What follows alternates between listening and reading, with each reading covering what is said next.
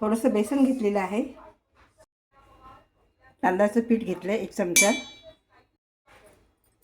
हळद, जिरं, ओवा, थोडं थोडं पाणी घालून हे करायचं, मिक्स करून घ्यायचं.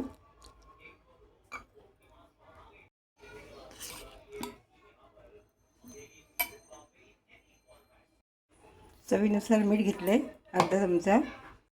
एक अळूचं पान घेतलेलं आहे, हे बघा. आता हे अळूचं पान आहे ना, बारीक चिरून घेतलेलं आहे. हे बघा, असं मिश्रण करायचं. तेल तापलेलं आहे. आता आपण त्यात थोडी थोडी भजी घालून घेऊया.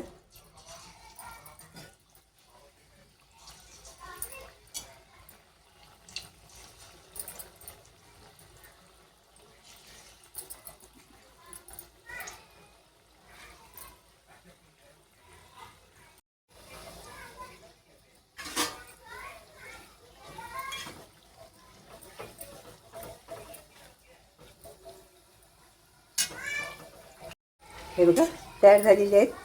आता प्लेटमध्ये काढूया.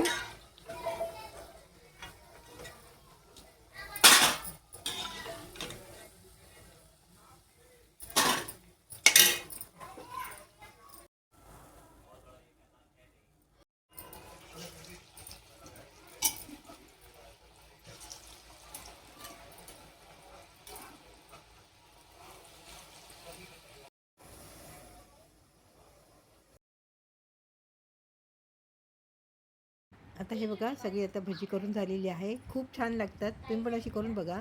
तुम्हाला ही माझी रेसिपी जरा जरी आवडली असेल तर लाईक करा आणि कमेंट करायला विसरू नका. तुम्ही माझी रेसिपी पाहिली त्याबद्दल मी तुमची खूप खूप आभारी आहे. धन्यवाद.